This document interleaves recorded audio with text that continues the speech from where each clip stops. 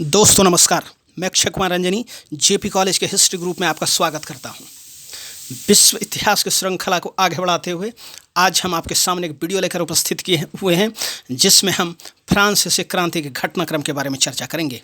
इस घटनाक्रम के माध्यम से हम लोग देखने का प्रयास करेंगे कि फ्रांस किस तरह से निरंकुश राजतंत्र से संवैधानिक राजतंत्र, संवैधानिक राजतंत्र से गणतंत्र, गणतंत्र से पुनः राजतंत्र और राजतंत्र से निरंकुश राजतंत्र, निरंकुश राजतंत्र से संवैधानिक राजतंत्र और पुनः गणतंत्र का जो है ये सफ़र तय करता है। तो कुछ इसमें ये डेट है, इसको आप ध्यान से देखने का प्रयास कीजिएगा। आपसे अपेक्षा है कि आप इस वीडियो को पूरा देखें और शुरू से अंत तक अगर आप इसमें कंसंट्रेट होकर देखते हैं तो ये आपको जो है बड़ा मज़ा देगा, बड़ा जो है समझने में अच्छा लगेगा आपको। विश्व इतिहास की किताबों में अगर आप इसको देखेंगे तो इसमें इस पोर्शन को इतना ज़्यादा लेंदी करके बताया जाता है कि हम जो है फ्रांसीसी क्रांति को समझ नहीं पाते और लोग उसको लगता है कि ये 1789 के बाद ये समाप्त हो गया और इसी में सारा का सारा चीज़ हो गया, बल्कि ऐसा नहीं है। तो हम लोग एक सफ़र शुरुआत करते हैं। इसमें हम लोग देखने का प्रयास करेंगे कि फ्रांसीसी क्रांति की जो घटना है वो किस तरह से इस चरण को जो है पूरा करता है। फ्रांसीसी क्रांति के घटनाक्रम को जो है हम लोग आज देखने का प्रयास करते हैं। सबसे पहले हम लोग देखें कि 5 मई सन 1789 को क्या हुआ था। इसमें स्टेट जनरल की बैठक बुलाई गई थी टैक्स बढ़ाने को लेके। ये जो बैठक है ये 175 सालों से बुलाई नहीं गई थी और ये इससे पहले जो है 1614 ईस्वी जो बुलाई गई थी। क्यों बुलाई गई? टैक्स बढ़ाने को लेके। तो आपको पता है कि फ्रांस का जो समाज है 3 स्टेटों में बटा हुआ था, प्रथम स्टेट, द्वितीय स्टेट और ये तृतीय स्टेट। ऐसा होता था कि जब कभी भी इनकी बैठक बुलाई जाती थी तो इसमें जो सारे स्टेट हैं वो अपना 300 करके प्रतिनिधि जो है यहाँ पर भेजते थे। और ये फैसला कैसे होता था? पहले ये कोई अगर विधेयक है, कोई प्रस्ताव है, उसको अगर इसने पारित कर दिया तो फिर इसने पारित कर दिया, इसने पारित, मतलब ये सेपरेट पारित होता था। और अगर किसी 2 स्टेट ने इसको पारित कर दिया तो उसको जो है पारित समझा जाता था, उसको जो है विधि मान लिया जाता था।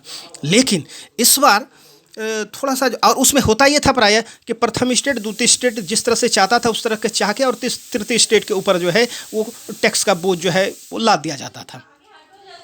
इस बार जो है तृतीय स्टेट ने कुछ प्रस्ताव रखा कि जो है कोई भी प्रस्ताव तीनों स्टेट में अलग अलग पारित होता था, हम लोग देख चुके हैं, और परिणाम था जो प्रथम और द्वितीय स्टेट का जो है जैसा चाहता था उस तरह का चीज़ होता था।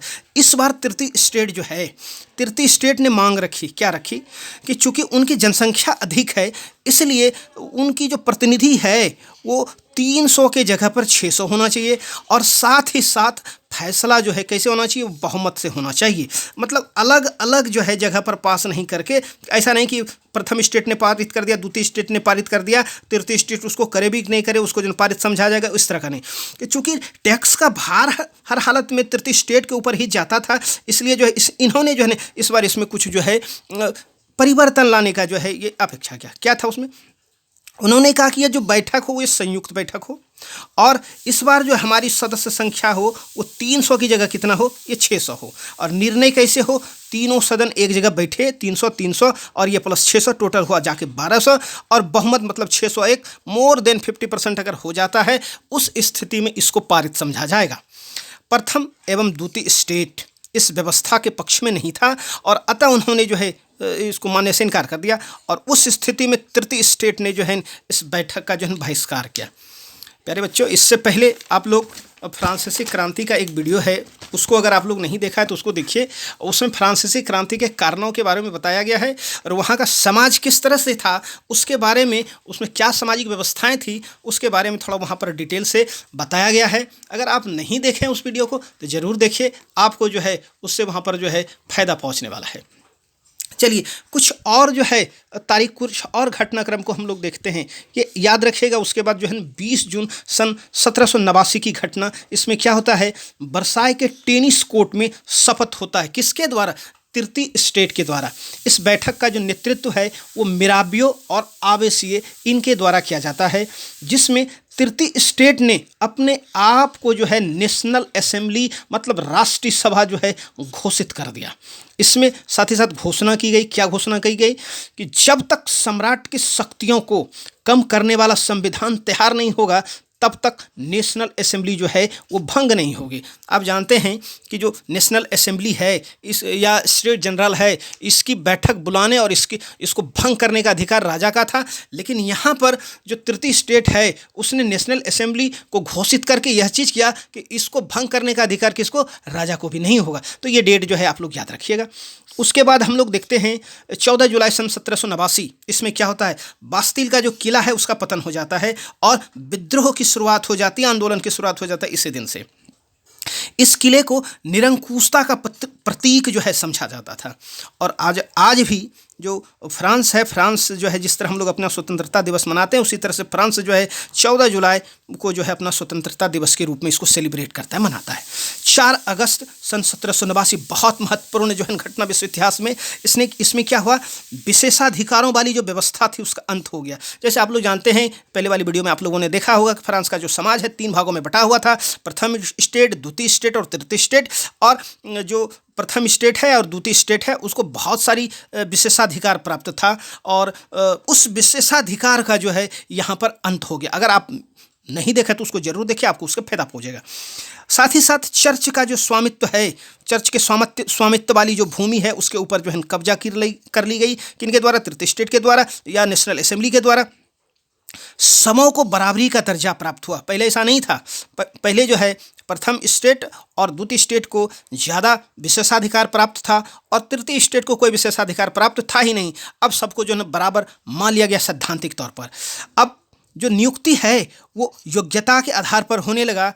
ऐसा नहीं कि आप कुलीन घर में पैदा लिए हैं तभी आप जो है उस पद पर जाने के योग्य हैं। चलिए सन 1791 की घटना देखें।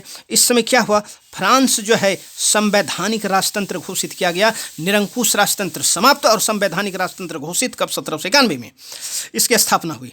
सम्राट की जो केंद्रीकृत या निरंकुश शक्ति है उसको जो है विधायिका, कार्यपालिका और न्यायपालिका में जो उसके शक्ति को क्या कर दिया गया, उसकी शक्ति को जो बांट दिया गया। और कानून बनाने का जो अधिकार है वो राजा से लेकर किसको दे दिया गया, वो जो है नेशनल असेंबली को दे दिया। तो हम लोग देख रहे हैं कि यहाँ पर जो है जो प्रतिनिधि सभा है उसको दुनिया में शक्ति प्राप्त होते हुए जो है दिखाई पड़ रहा है। इसके बाद हम लोग ये आगे की घटना देखें। 21 सितंबर सन 1792। इसमें क्या होता है, राजतंत्र को समाप्त कर दिया जाता है और राजतंत्र को समाप्त करके गणतंत्र स्थापित किया जाता है। गणतंत्र किस तरह का सरकार है उसको जरा हम लोग देखें। गणतंत्र सरकार का वह रूप है जहां सरकार एवं उसके प्रमुख का चुनाव जनता करती है, ये वंशानुगत नहीं होता। मतलब समझिए उदाहरण के द्वारा, जैसे कि अपना जो देश है वो गणतंत्र है और यहाँ पर अभी जो हमारे राष्ट्रपति हैं रामनाथ कोविंद साहब, वो वंश के आधार पर नहीं चुन के गया है, उनको जो है जनता के द्वारा चुन के गया है और इसलिए ये जो है गणतांत्रिक शासन व्यवस्था है। वर्तमान समय में अगर आप इंग्लैंड को देखेंगे वो लोकतंत्र है लेकिन वो गणतंत्र नहीं है। गणतंत्र इसलिए नहीं है कि वो वहाँ के जो शासक हैं, वह जो राजा है वो वंश परंपरा के आधार पर चुने जाते हैं, इसलिए हम जो है उनको लोकतंत्र तो कहेंगे लेकिन उनको जो है गणतंत्र नहीं कहेंगे। और भारत किस तरह का है, भारत लोकतंत्र भी है और गणतंत्र भी है। चलिए 21 जनवरी सन 1793 की घटना को देखें। इस समय क्या हुआ, राजद्रोह के आरोप में लुईस 16वां को जो है फांसी चढ़ा दी गई। 1793 से 1794 का काल देखें। इस काल को जो है आतंक का राज कहा जाता है। रॉबस्पियर के नेतृत्व में ये आतंक का राज्य स्थापित किया गया। इसमें जो है रॉबस्पियर के द्वारा समानता के ऊपर जो है आवश्यकता से अधिक जोर दिया गया और जनता जो है त्राहिमाम करने लगी। विरोध करने वाले को, क्रांति का विरोध करने वाले को सीधी जो है मौत की सज़ा दी जाती थी और अंततः जुलाई 1794 में रॉबस्पियर को भी जो है गिलोटिन पे चढ़ा के जो है मौत की सज़ा दे दी गई। 1794 से 99 ये डायरेक्टरी का शासन था। इसमें क्या था कि 5 सदस्यीय कार्यपालिका जो है उसको शासन का जिम्मा दिया गया और उन्हीं के द्वारा जो है शासन चला जाता। लेकिन दिक्कत ये थी, समस्या ये थी, इसमें इनके बीच अक्सर जो है ये झगड़ा होते रहता था, किसी बात पर सहमति नहीं बनती थी और फ्रांस की जनता इस बात को लेकर बड़ी नाराज़ थी, बड़े जो है तंग आ गए थे। और ऐसी विषम परिस्थिति में 10 नवंबर सन 1799 को नेपोलियन को प्रधान कॉन्सुलेट या प्रधान ये कार्यपालक जो है नियुक्त किया जाता है, घोषित किया जाता है। इनके अलावा 2 और जो है कॉन्सुलेट घोषित किए जाते हैं, लेकिन नेपोलियन को जो है प्रधान कॉन्सुलेट घोषित किया जाता है। 2 दिसंबर 1804 इस दिन क्या हुआ कि फ्रांस में जो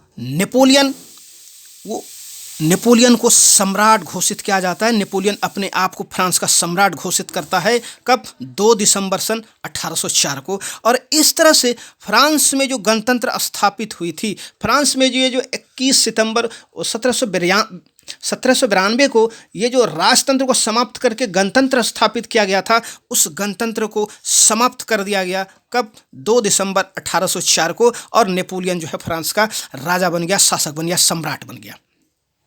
18 जून सन 1815 बड़ी महत्वपूर्ण घटना, इसमें क्या वाटरलू की लड़ाई हुई। वाटरलू के मैदान में नेपोलियन की जो हार हुई और इस हराने वाले कौन थे? इंग्लैंड के सेनापति थे, उनका नाम था वेलिंगटन।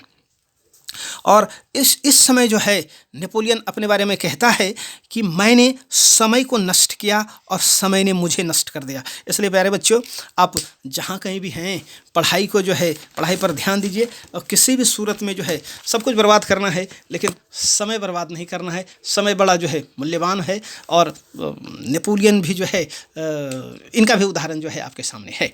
इसके बाद देखें क्या होता है। ये 1815 में वियना कांग्रेस होता है।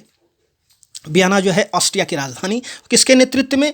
अध्यक्ष रहता है इसका मेटरनिक। इसमें निर्णय लिया गया, क्या निर्णय लिया गया भाई? कि फ्रांस में फिर से जो है बुर्बो जो वंश है उसको जो है स्थापित किया गया और इस तरह से फ्रांस में जो है निरंकुश राजतंत्र स्थापित किया गया। आपको याद होगा कि जो लुई 16वां था 1789 के समय, वह भी बुर्बो वंश का शासक था। उसके बाद हम लोग देखते हैं जुलाई 1830, इसको थोड़ा याद रखिए। जुलाई की क्रांति के बाद क्या हुआ कि चार्ल्स दशम, इनको जो है सत्ताच्युत कर दिया गया, उनको हटा दिया गया और उनके जगह पर उनके चचेरे भाई लुई फिलिप को शासक बनाया गया फ्रांस का। और उनको जो है संवैधान के दायरे में लाया गया और एक बार फिर से जो है फ्रांस में संवैधानिक राजतंत्र जो है वो स्थापित किया गया। और अंततः 1848 ईस्वी में फ्रांस में पुनः एक बार क्रांति होती है और इस बार फिर से फ्रांस को जो है गणराज्य बना दिया जाता है। तो प्यारे बच्चों, आज हम लोग जो है एक सफ़र की शुरुआत किए थे। फ्रांस की जो है राज्य क्रांति 1789 में जो स्टार्ट हुई थी, वो किस तरह से आगे बढ़ता है। 1789 के बाद जो है यहाँ पर हम लोगों ने देखा कि जो है वहाँ पर राजतंत्र जो है निरंकुश राजतंत्र को समाप्त करते हुए 1791 में जो है ये संवैधानिक राजतंत्र वहाँ पर लाया जाता है। और संवैधानिक राजतंत्र को समाप्त करके ये 21 सितंबर सन 1792 को जो है वहाँ पर गणतंत्र स्थापित किया जाता है। लेकिन गणतंत्र को पुनः समाप्त करके 2 दिसंबर 1804 को नेपोलियन फ्रांस का सम्राट बनता है और गणतंत्र की समाप्ति होती है। और उसके बाद फिर से वहाँ पर जो है ये वियना कांग्रेस की जो है निर्णय के द्वारा एक बार फिर से फ्रांस में जो है बुर्बो वंश निरंकुश राजतंत्र स्थापित किया जाता है। और इस निरंकुश राजतंत्र को फिर से जो है जुलाई 1830 में क्या किया जाता है, जुलाई की क्रांति के द्वारा चार्ल्स दशम को हटा करके संवैधानिक राजतंत्र स्थापित किया जाता है और 1848 में फ्रांस एक बार फिर से जो है गणराज्य बनता है। तो ये जो सफ़र आज जिस पर हम लोग चले थे, उम्मीद करते हैं कि आप लोगों को कुछ समझ में आया होगा और परीक्षा की इस घड़ी में उम्मीद करते हैं कि इस वीडियो से आपको कुछ ना कुछ मदद ज़रूर पहुंची होगी। तो एक संदेश के साथ कि जो है जहाँ भी हैं स्वस्थ रहिए, मस्त रहिए और अपनी परीक्षा की तैयारी में व्यस्त रहिए। थैंक यू, धन्यवाद, बहुत बहुत धन्यवाद, बहुत बहुत धन्यवाद।